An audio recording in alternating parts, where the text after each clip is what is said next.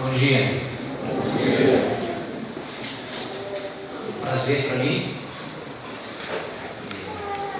A minha família também, podemos estar aqui mais uma vez, podendo rever os irmãos já conhecidos, conhecer outros irmãos, outras pessoas que vimos uma vez só, agora podemos ver de novo. Uma outra oportunidade para fixar o nome de cada um. Então, realmente é um momento muito precioso para nós. Tem sido e certamente será. Muito bom esse período que passamos aqui para a oração. Podemos depender do Senhor através das orações. Nós vivemos uma época de muito ativismo, muitas atividades, e isso nos deixa muito agitados, tira a nossa tranquilidade, a nossa serenidade, e nós precisamos dessa serenidade, precisamos desse tempo diante de Deus para falar com Ele das nossas limitações, das nossas necessidades, das nossas fraquezas. Poder falar com Ele que a nossa batalha aqui é uma batalha espiritual. O estudo bíblico não é só uma guerra de discurso, palavras lançadas às mentes, mas é um momento de batalha espiritual, tanto no estudo bíblico quanto na pregação do Evangelho. É uma batalha espiritual. E nós precisamos desse sentimento de que nós necessitamos do Senhor, do socorro dEle, da ajuda dEle. Sem Ele nada podemos fazer. Qualquer coisa que precisa ter valor, que tem valor, nós só podemos adquirir essas coisas com a ajuda do Senhor. Eu gosto do texto de 1 Timóteo 2, que enfatiza a oração, enfatiza o desejo que Deus tem de salvar os homens. E ali nós encontramos essa declaração de que Deus deseja que todos os homens sejam salvos. E essa declaração aparece no contexto de oração. Nós cremos que as pessoas precisam ouvir a palavra de Deus para serem salvas. A fé vem pelo ouvir. Mas nós não podemos nos esquecer da oração como algo indispensável para a conversão das pessoas. Às vezes paramos, pensamos nas pregações, nas reuniões, nas atividades, no envolvimento com o evangelismo, e nós não notamos muitos resultados. Para a gente pensar se não é por falta de oração, se não é muito serviço e pouca oração. Nós precisamos realmente desse tempo para falarmos com o Senhor da necessidade que temos da ajuda dEle. Ouvi recentemente de um irmão, ele falou de uma certa igreja que teve uma conferência, uma igreja numerosa, e depois do término da conferência, vinha a semana que aquela igreja separava para oração, com a igreja reunida, e esse irmão estava presente quando alguém daquela igreja disse assim: nós acabamos de sair de uma conferência e ouvimos a palavra de Deus que nos impactou. A palavra de Deus nos impactou. E esse irmão notou que não havia nem a metade do número de pessoas daquela igreja. Como assim a palavra nos impactou? Se para a reunião de oração, pouca gente daquela igreja, poucos irmãos daquela igreja, poucos estavam presentes ali para agradecer a Deus, para continuar rogando a Deus que Ele agisse, que Ele aplicasse, que Ele trabalhasse aquilo que foi compartilhado, aquilo que foi semeado. Nós precisamos parar para pensarmos nisso.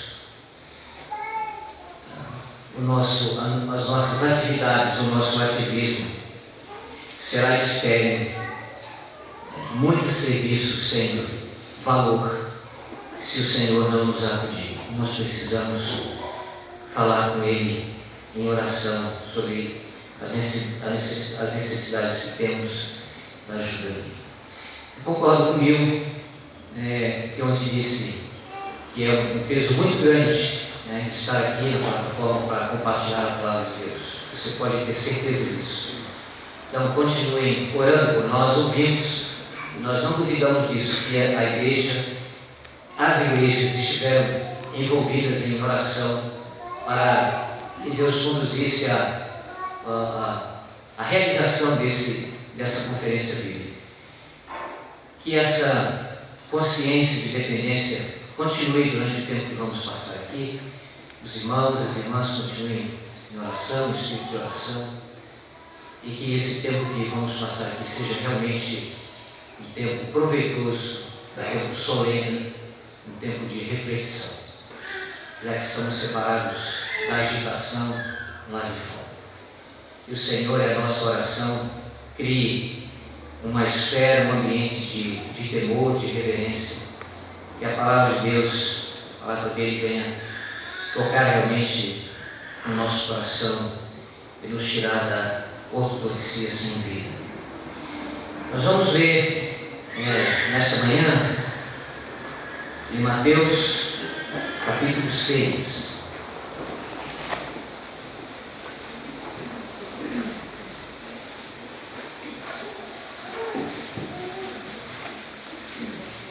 Mateus capítulo 6.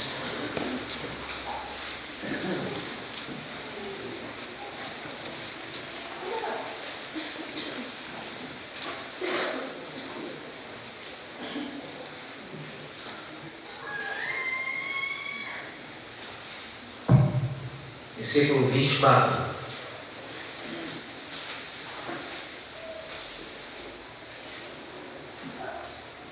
Ninguém pode servir a dois senhores, porque o há de aborrecer-se de um e amar ao outro, ou se devotará a um e desprezará ao outro.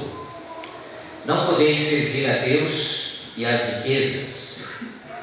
Por isso vos digo, não andeis ansiosos pela vossa vida, quanto ao que haveis de comer ou beber, nem pelo vosso corpo, quanto ao que haveis de vestir. Não é a vida mais que o alimento, e o corpo mais do que as vestes? Observai as aves do céu.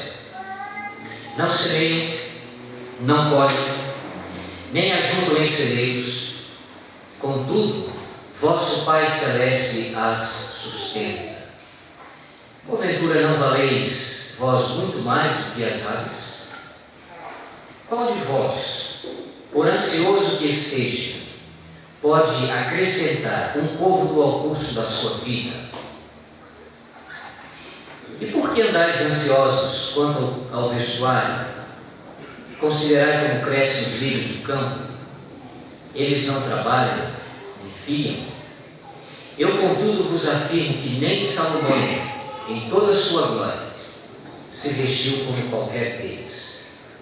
Ora, se Deus veste assim a erva do campo, que hoje existe e amanhã é lançada no forno, quanto mais a vós outros, homens de pequena fé. Portanto, não vos inquieteis dizendo: que comeremos? Que beberemos? Ou com que nos vestiremos? Porque os gentios é que procuram todas essas coisas, pois vosso Pai Celeste sabe que necessitais de todas elas. Buscai, pois, em primeiro lugar o seu reino e a sua justiça, e todas estas coisas vos serão acrescentadas. Portanto, não vos inquieteis com o dia de amanhã, pois o amanhã trará os seus cuidados. Basta ao dia o seu próprio mal.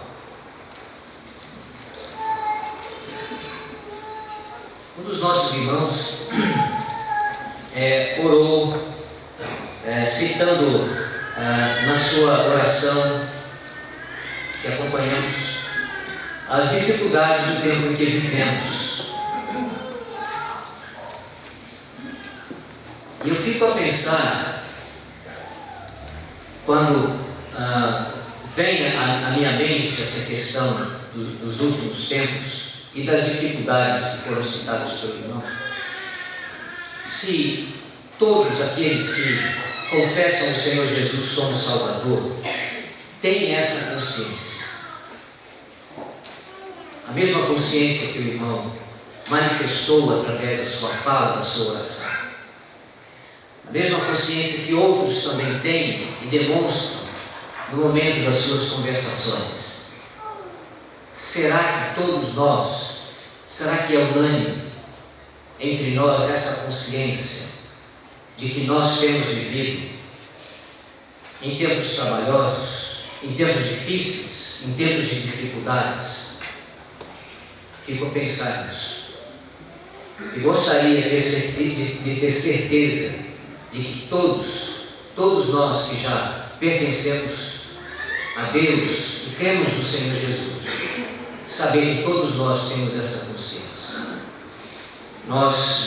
Eu disse meu amém, acrescentei o meu amém consciente, ouvindo as orações dos irmãos, inclusive ao que eu estou acabando de citar. Eu também creio que nós vivemos num tempo de muitas dificuldades, de muitas lutas, um tempo de muitas mudanças, mudanças de valores, mas não só mudanças de valores, mudanças de valores fundamentais. Valores fundamentais. E os valores fundamentais foram estabelecidos por Deus lá no princípio, lá no início. E foram estabelecidos para a glória dele e para o nosso próprio bem, para o bem de todas as gerações, através dos séculos, através do tempo, através das culturas. Valores fundamentais estabelecidos pelo Criador para o nosso próprio bem e para a glória dele. Valores fundamentais são valores universais. Não são meramente valores culturais, são valores universais. Para cada tempo, para cada geração, esses valores foram indispensáveis e são indispensáveis e continuarão sendo indispensáveis. Valores fundamentais são valores universais, são válidos, vigentes para todas as pessoas, de todos os tempos e de todas as gerações. O fundamento da construção é a parte que fica escondida e é a parte que suporta todo o peso da estrutura. Como são importantes esses valores fundamentais.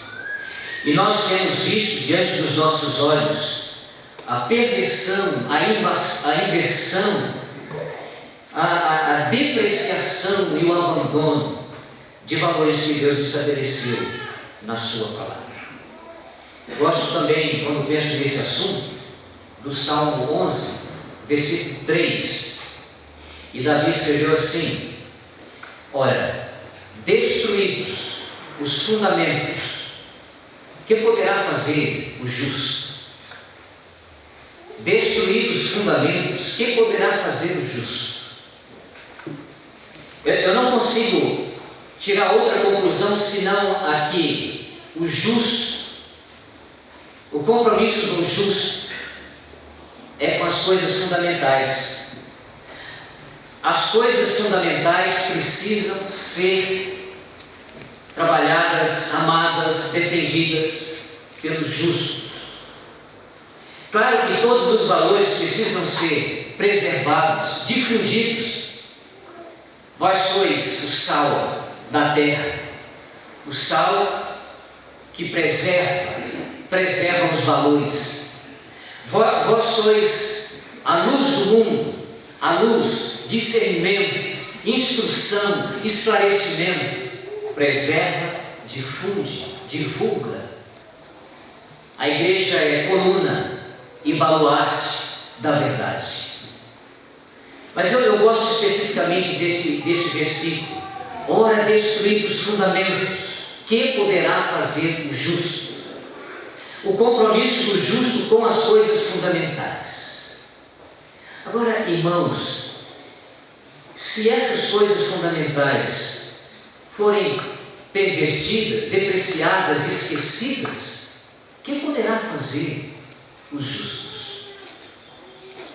Provérbios 22, 28 diz assim: não removas os limites antigos, divisas, referências, paradigmas, padrões. Não removas os limites antigos que teus pais fixaram, nossos antepassados. Valores não dos pais, valores divinos, que os pais, que os antepassados procuraram defender, amaram, procuraram defender, procuraram preservar e difundir. Não removas os limites antigos que os teus pais fixaram. E nós temos vivido numa geração que tem removido esses marcos antigos, esses limites antigos que Deus estabeleceu e que os antepassados procuraram mantê-los. As mudanças processuais vão acontecendo à medida que o tempo vai passando. E geralmente as mudanças processuais são mudanças envolventes. O tempo vai passando e elas vão nos envolvendo. Ouvi certa feita dos 3 As, 3 letra A. Primeiro, as mudanças assustam. Depois, as mudanças, nós nos acostumamos com as mudanças. E depois, nós aceitamos as mudanças. Elas são processuais, elas são envolventes. Nós conseguimos perceber essas modificações, essa perversão de coisas fundamentais, de valores fundamentais. A igreja precisa, por sua vez, e deve preservar esses valores, amar esses valores, lutar por esses valores, defender esses valores. O compromisso dos justos é com o fundamento, com as coisas fundamentais. A igreja é coluna e baluarte da verdade. Filipenses capítulo 1, versículo 27, nós temos aquela recomendação de Paulo, dizendo que nós devemos ter um andar digno do Evangelho. Um andar digno do Evangelho. Eu me recordo ainda daquelas balanças de 2 pratos que eram usadas no comércio. Então a pessoa chegava no comércio e pedia, por exemplo, um quilo de uma mercadoria. Então o dono do comércio pegava um peso de 1 quilo, colocava num prato da balança, e ele colocava a mercadoria que o freguês pedia no outro prato, e ia colocando a mercadoria até criar um equilíbrio entre o peso de 1 quilo com o peso da mercadoria. E havia entre os pratos uma pecinha chamada fiel, o fiel da balança. E o fiel era a peça responsável para acusar, para indicar o equilíbrio entre o peso e a mercadoria. O fiel. 1 quilo, 1 quilo. E essa palavra que Paulo usa aqui, digna, ela tem essa ideia, um andar digno da vocação que nós temos. Em um lado da balança, a nossa vocação, o Evangelho que ouvimos, que cremos, que precisamos amar. Do outro lado, a nossa conduta, o nosso caminhar. andando de modo digno, o fiel da balança, do Evangelho. Um andar equilibrado com as instruções que recebemos, com as orientações que nós recebemos da palavra de Deus. Ontem, na introdução do assunto do Bill, ele falou do interesse divino em ver o seu povo andando segundo a vontade dele, a vontade de Deus, dando instruções antes da caminhada, dando instruções antes da entrada na terra prometida. Deus se interessa pela nossa conduta, pelo nosso comportamento. Cada povo tem a sua constituição, tem as suas diretrizes. A igreja é um povo e Deus quer que nós andemos segundo as suas diretrizes, segundo as suas orientações. Eu tenho pensado nesta manhã em compartilhar alguma questão nesse sentido de comportamento. E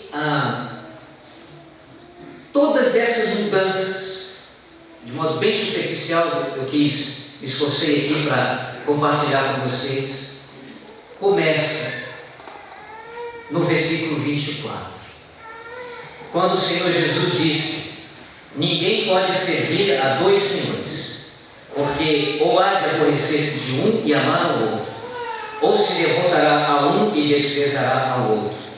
Não podeis servir a Deus e às riquezas. O Senhor Jesus, ele fala da existência de dois senhorios, de dois senhores.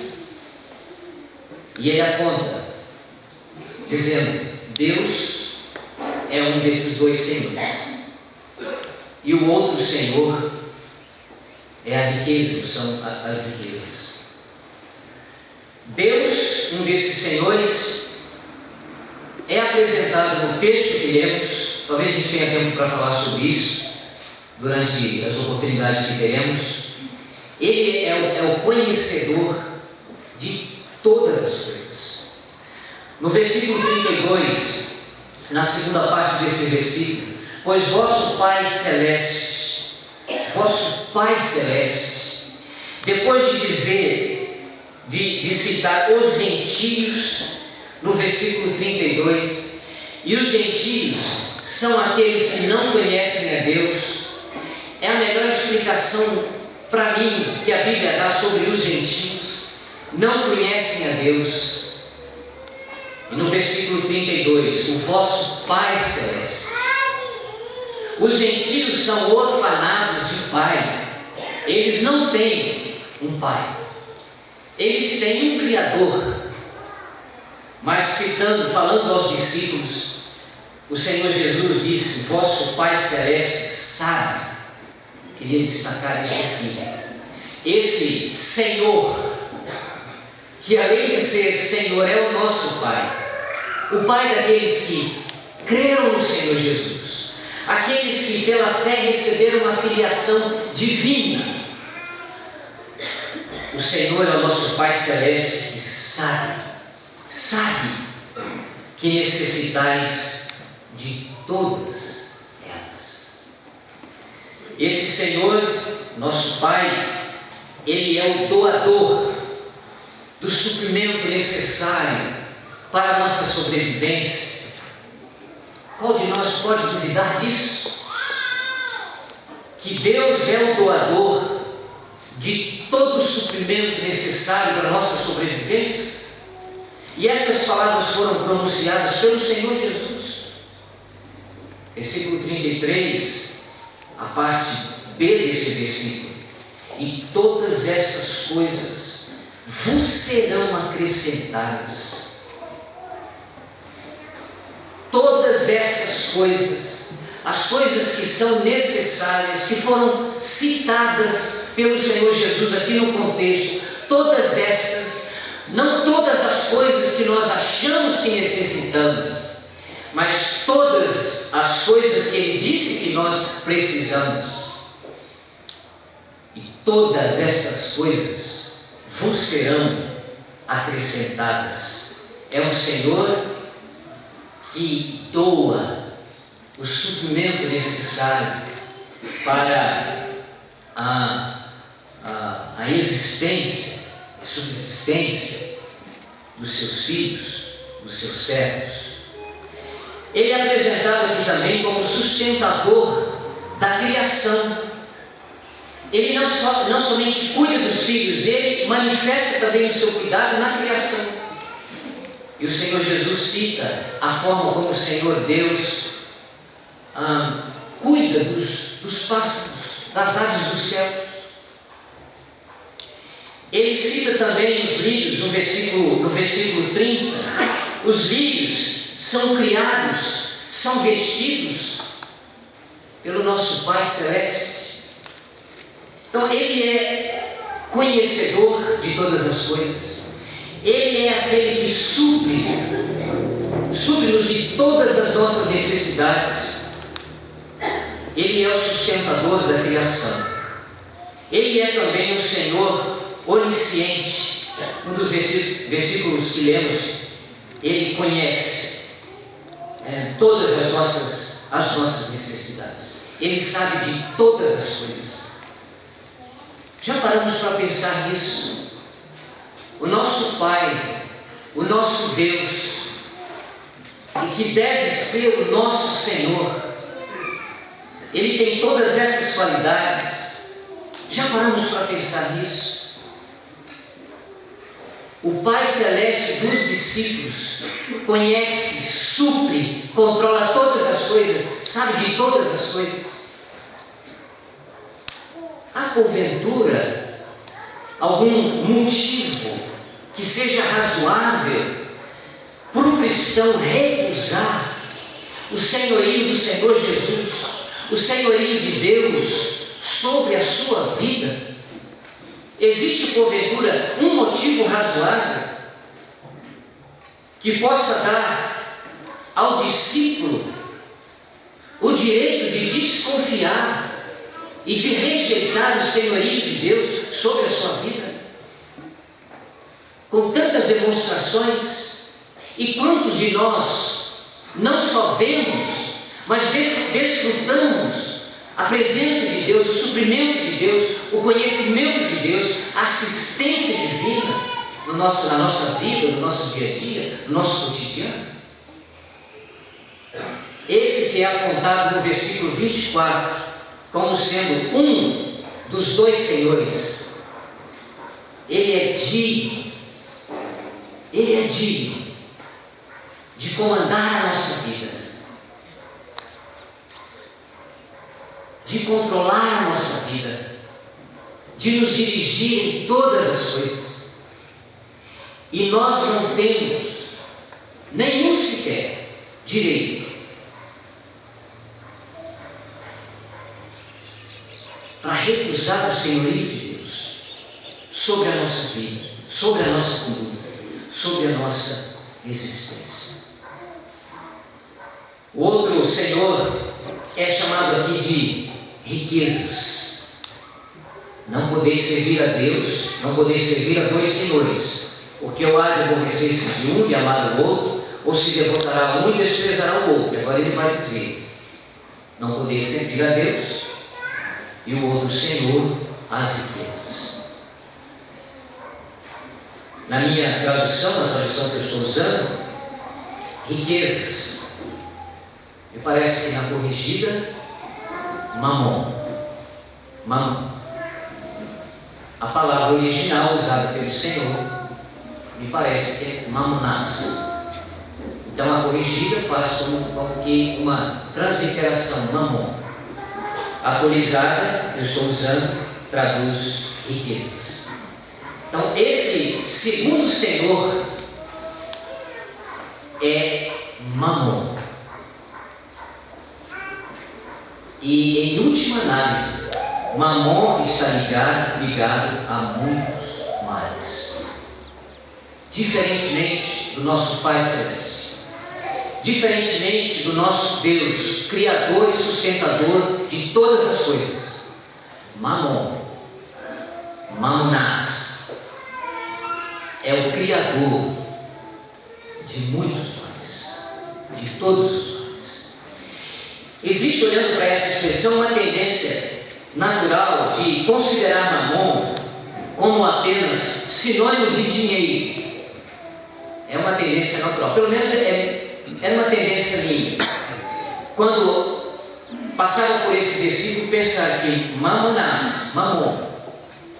é simplesmente sinônimo de dinheiro.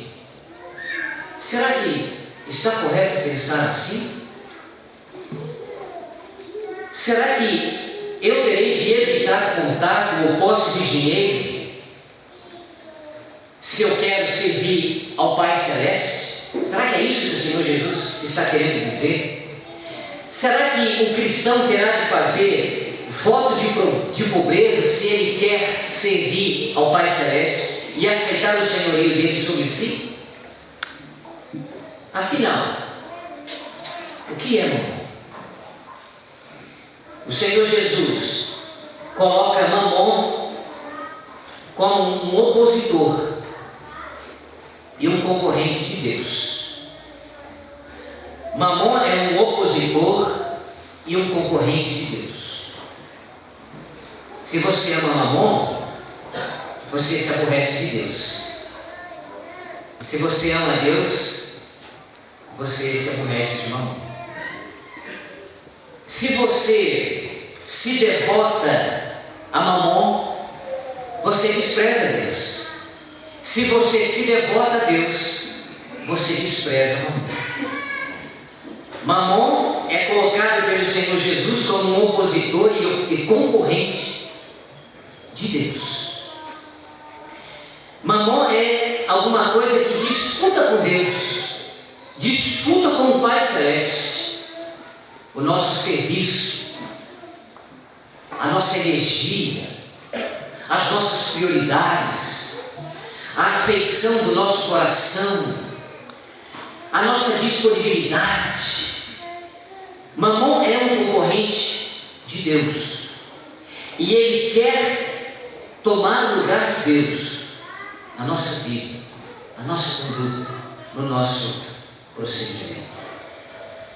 Em termos mais diretos, valores materiais, não só dinheiro, valores materiais elevados à categoria de senhor é igual a mamon.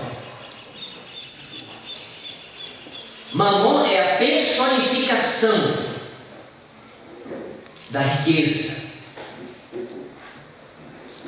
Quando nós transformamos valores materiais em uma pessoa, então nós servimos mamon.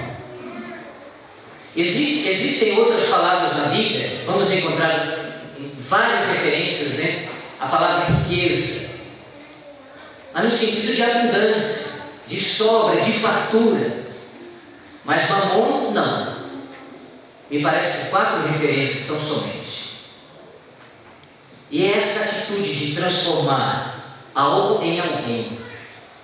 Algo em alguém. E mamon é a personificação dos bens materiais. Não só dinheiro, mas bens materiais no sentido geral. Quando valores terrenos, valores da terra, valores dessa esfera, dessa dimensão terrena, ocupam o lugar de Deus, então deixam de ser valores terrenos, deixam de ser bens e passam a ser mamon. Quando valores mundanos concorrem com Deus pelo meu serviço, pela minha afeição, pela minha prontidão, pelo meu envolvimento, então deixam de ser simplesmente valores mundanos e passam a ser mamon. Mamon é a influência que está por trás da riqueza. E o Senhor Jesus Cristo está nos dizendo aqui que mamon é um opositor do nosso Pai. O nosso Pai Celeste, que nos sustenta, o nosso Pai Celeste, que nos conhece e conhece todas as nossas necessidades, que faz suprimento para nos assistir em todas as nossas necessidades. Mamon é um concorrente do nosso Pai Celeste. E o Senhor Jesus está advertindo os seus discípulos aqui, aqueles primeiros, aqueles que estavam na sua companhia, e todos que viessem a ser discípulos dele pela palavra do Evangelho. O Senhor Jesus está dizendo: não podeis servir. Ele está falando com os seus discípulos: não podeis servir a dois senhores. Não podeis servir a Deus, não podeis servir a Mamon. Eu gostaria de prender a nossa atenção, já caminhando para o fim, nessa expressão do Senhor Jesus: não podeis servir a dois senhores. Primeiro, não podeis. Com isso, o Senhor Jesus não está querendo dizer é proibido servir a dois senhores. Ele não está querendo dizer isso, que é proibido servir a dois senhores. O Senhor Jesus não está querendo dizer que é ilegal servir a dois senhores. O Senhor Jesus está dizendo: é impossível fazer isso. É impossível. Não é uma questão de proibição, não é uma questão de ilegalidade. Eu não posso abandonar o meu Pai Celeste, eu não posso rejeitar o Pai Celestial, porque isso é proibido. O Senhor Jesus está dizendo: vocês não vão conseguir. É uma questão de impossibilidade.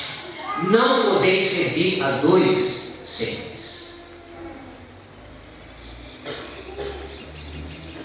Não é possível servir aos dois. Agora, essa expressão eu quero enfatizar: aos dois. Primeiro, não podeis, é impossível. E agora, aos dois senhores. Não podeis servir aos dois senhores simultaneamente. Não podeis servir aos dois senhores ao mesmo tempo.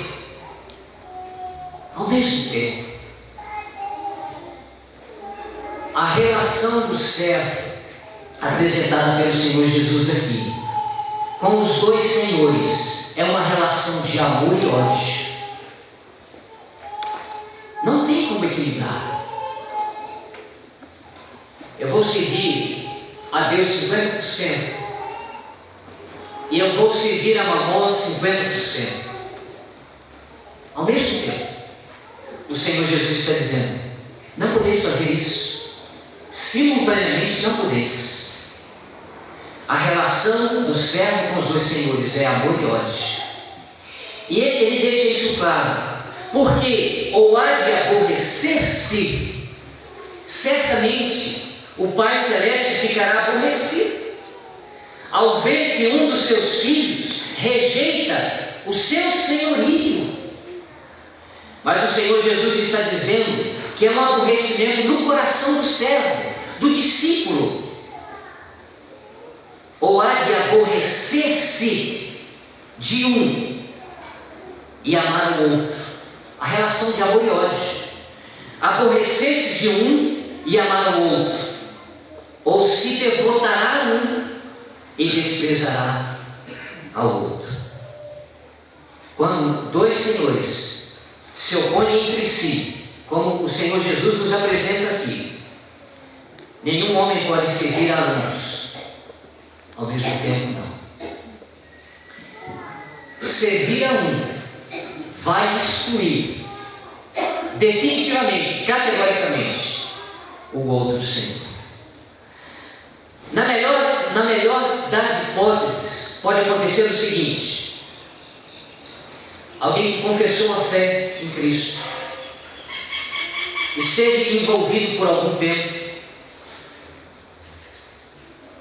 experimentou fracasso na sua vida espiritual.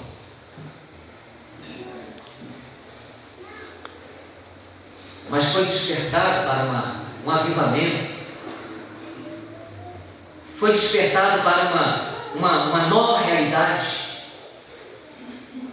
Sentiu os seus pecados, sentiu a sua maldade, sentiu a desonra praticada contra o Pai Celeste. Então, com uma decisão assentada no coração, voltarei e direi: Pai, pequei contra os céus e contra ti.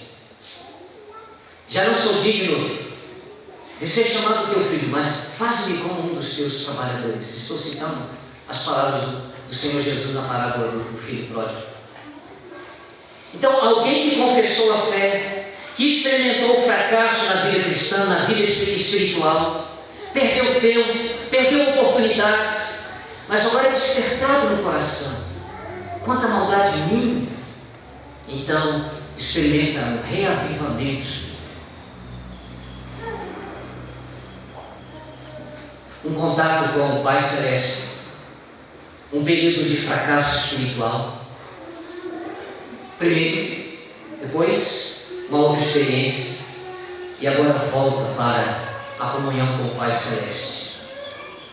Ao mesmo tempo, não é possível, mas na melhor das hipóteses pode acontecer isso. Alguém que confessou a fé no Senhor Jesus, e depois de ter perdido tanto tempo sem comunhão com Deus, sem comunhão com os irmãos, longe dos privilégios, das responsabilidades, então volta agora e experimenta a restauração. Isso pode acontecer, e a melhor das hipóteses, em relação a outra que eu quero citar, mas ao mesmo tempo isso não é possível. Conta-se de um irmão que esteve muito envolvido nas atividades da igreja local e experimentou uma derrapagem assim, um fracasso assim na vida cristã, na sua vida espiritual. E foi procurado pelos irmãos, foi crescendo na sua vida financeira e estava ficando cada vez mais distante, cada vez menos acessível. E os irmãos buscavam conversar com ele, recuperá-lo, exortá-lo. E foi possível uma ocasião, no aeroporto. Então o irmão disse para ele: olha, eu preciso falar com você. Ele disse assim: então fala rápido, que eu tenho só 10 minutos. O meu voo passa em 10 minutos. Em 10 minutos. E o irmão disse assim: olha, eu estou muito triste. E nós estamos muito tristes. Muito, muito tristes. Pelo fato de você abandonar o senhorio do Senhor, rejeitar o senhorio do Senhor, a servidão do Senhor, para ser promovido a rei do mundo, sair do lugar de servo do Pai Celeste para se tornar o rei do mundo. É só isso que eu quero dizer. Pouco depois, este irmão procura a companhia dos irmãos e diz: olha, aquela palavra falou comigo, aquele seguiu de despertamento. Eu quero voltar para a condição de servo, aceitando o senhorio do Pai Celeste sobre a minha vida. Isso é muito bom, isso é necessário. Agora, a pior das hipóteses, há um exemplo para a pior das hipóteses, dessas duas hipóteses, na palavra de Deus. Demos, por exemplo, que é apresentado em alguns versículos como companheiro de Paulo, alguém que esteve envolvido com Paulo na obra do Senhor, nas atividades espirituais, compartilhando a palavra de Deus, se esforçando no Evangelho, mas tendo amado o presente século, ele foi para a questão, me abandonou e foi para a questão. Alguém tão envolvido, alguém debaixo do senhorio do Pai Celeste, mas que experimenta esse fracasso na vida. Paulo fala naquele capítulo sobre aqueles que amam a vinda do Senhor. E nesse contexto ele cita alguém que ama o presente século. Uns amam a vinda do Senhor e Demas, amado, o presente século. Servindo o Senhor, e depois passa a buscar e amar o presente século. Então é possível que isso aconteça, alguém sendo restaurado à comunhão. É possível que aconteça, na pior das hipóteses, alguém que se afaste do Senhor, despreze o Senhor. Mas o Senhor Jesus está dizendo que ao mesmo tempo, servir a dois senhores não é possível. Agora ele acrescenta, não pode servir por quê? Ele diz, não pode servir porque vocês não vão conseguir, parafraseando o versículo, amar os dois ao mesmo tempo. Não podeis servir a dois senhores. Por quê? Porque ou há de aborrecer-se de um e amar o outro, ou se devotará a um e desprezará o outro. Não podeis servir aos dois, porque não podeis amar os dois. É mais uma referência que liga o trabalho, a obra do Senhor e o trabalho do Senhor com amor.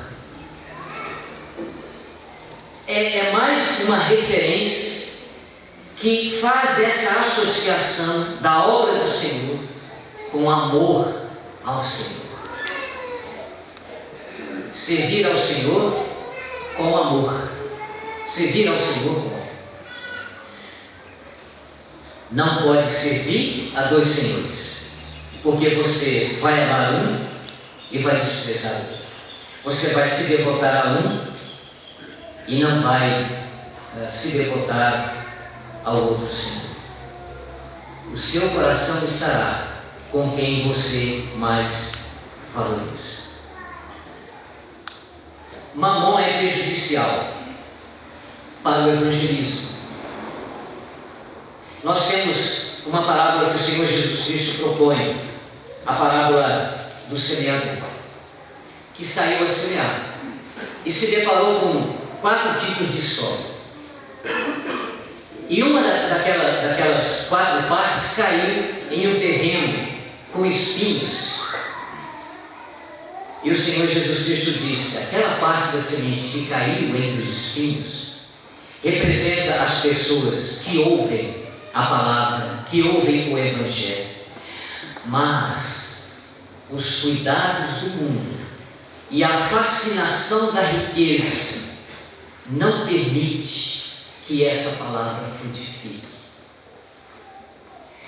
Mamon prejudica a proliferação, a criação da nova vida, a frutificação da nova vida. Nós encontramos na palavra de Deus um jovem rico. Ele fez uma abordagem interessante, entusiasmada. Ele perguntou ao Senhor, o que devo fazer para ser salvo?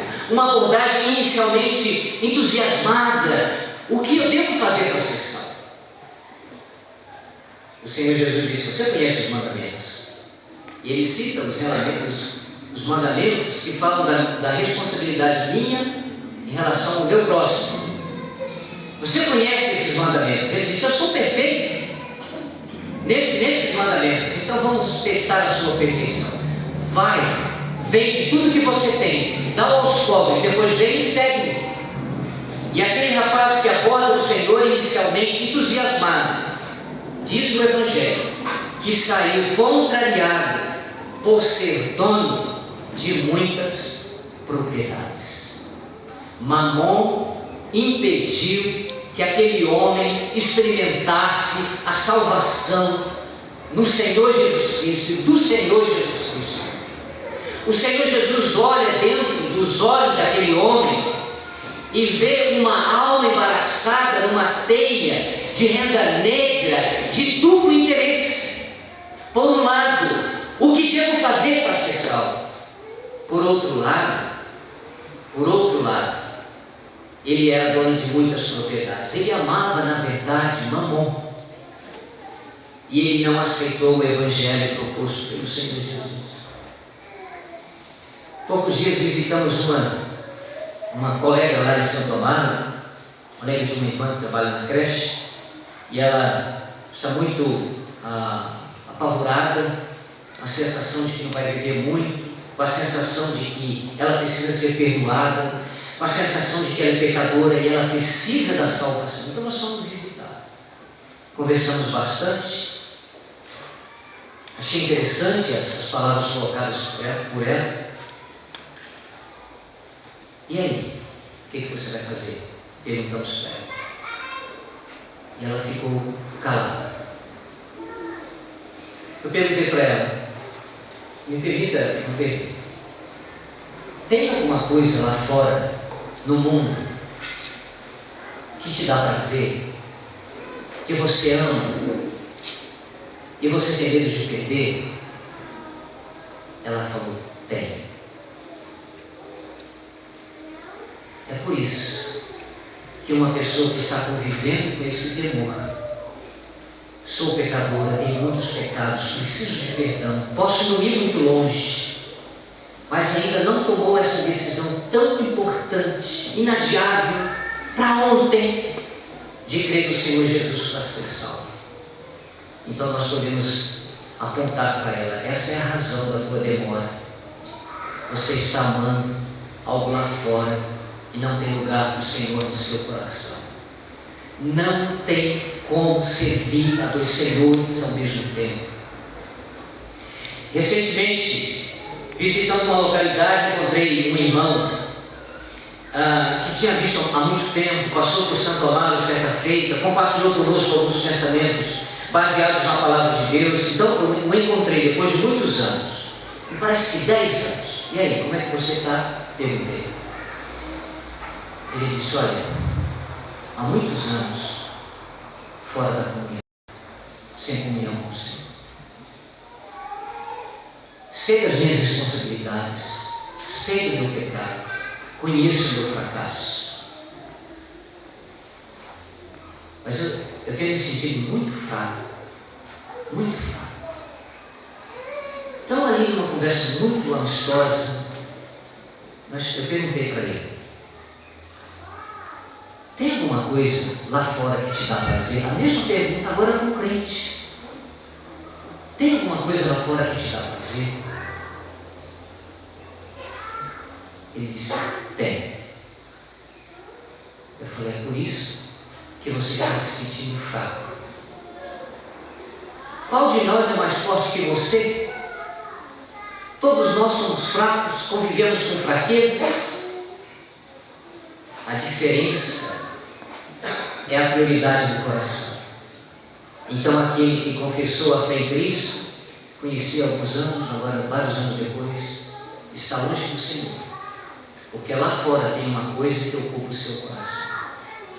Por isso que se sente fraco para o Senhor, porque é impossível servir a dois senhores simultaneamente. Não podeis servir a Deus e as riquezas.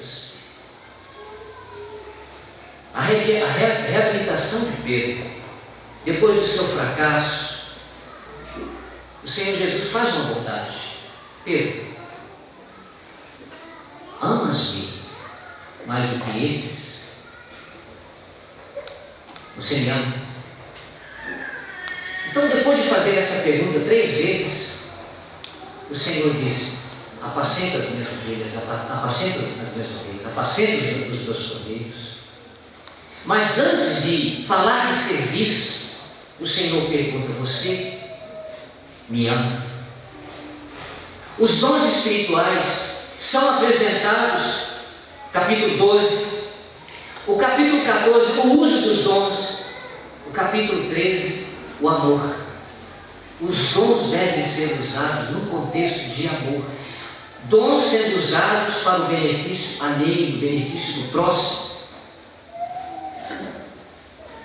O Senhor que finalmente obtiver o amor do servo, o coração do servo, terá ao mesmo tempo a sua fidelidade. Não poder servir a dois senhores. Quem sabe estou falando com ouvintes do Evangelho, estou terminando, jovem ou não, tem ouvido o Evangelho há algum tempo, Quem sabe eu esteja falando com crentes, filhos de crentes, que têm ouvido o Evangelho também já há algum tempo. Mas o tempo tem passado e você ainda não creu no Senhor Jesus.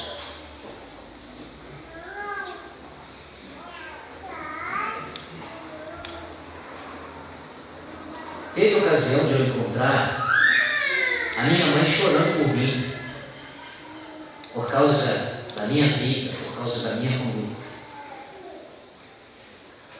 E pode ser, meu jovem, que os teus pais estejam chorando por você.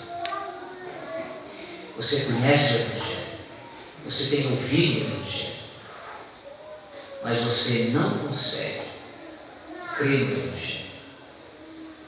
Essas palavras do Senhor Jesus não trazem socorro para você nessa manhã? Sabe a razão dessa fraqueza? Você não ama o Senhor. Você não tem lugar para o Senhor. Você tem amado outras coisas, por isso não tem lugar para o Senhor. Quem sabe esteja falando com alguém convertido, trouxe muita alegria para a igreja orando para o Senhor levantar trabalhadores. E o Senhor te reuniu na companhia de outros que Ele já reuniu. Onde você está?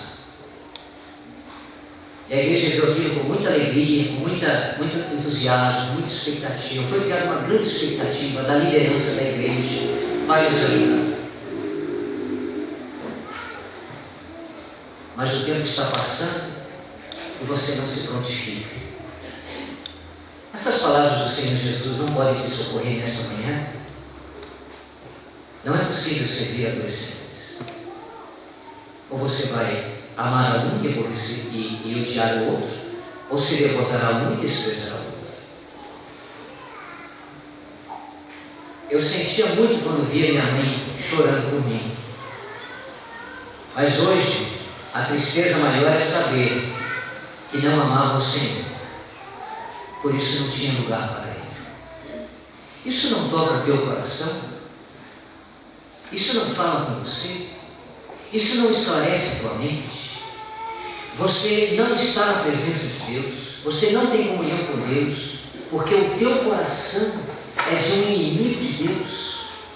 As coisas dessa vida passageira. Não é uma manhã de salvação para você que ainda não é salvo? Não é uma manhã de restauração para você que tem perdido tanto tempo depois de ter confessado a Cristo como Salvador?